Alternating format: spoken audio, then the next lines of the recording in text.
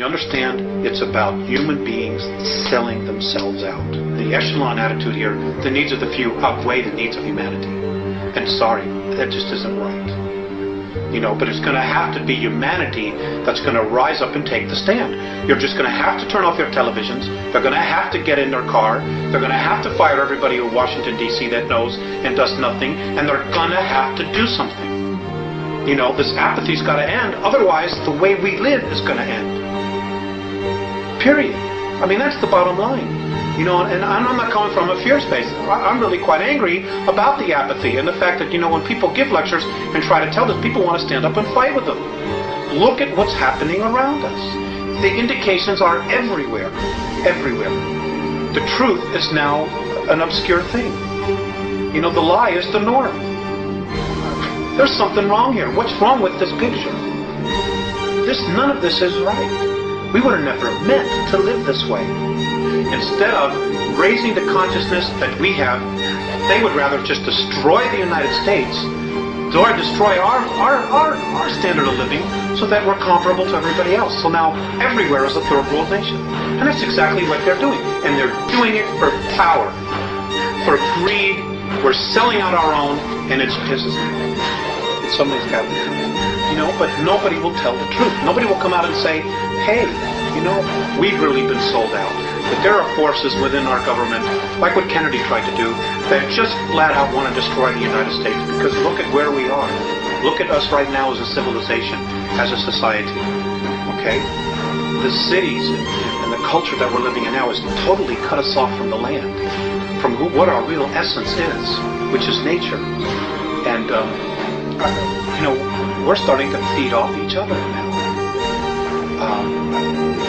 It's like so bizarre. And I think enough of us, more of us, really need to start taking the perspective that what we're doing here isn't right. We need to get in touch with what's out there. What makes me be here?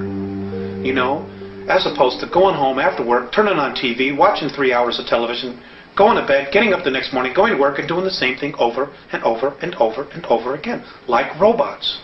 Throw the televisions away. Just throw them away. You talk about freedom. I see you assert your right to tap my telephone, to arrest me and hold me without charges, to try to preclude me from breathing clean air and drinking clean water and eating safe food. If I'm a woman, you'd like to restrict my opportunity to make a choice. I'm not your favorite guy. Go ahead.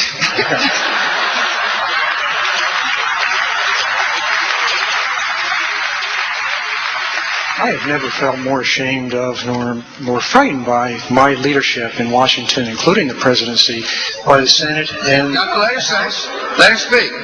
Yeah.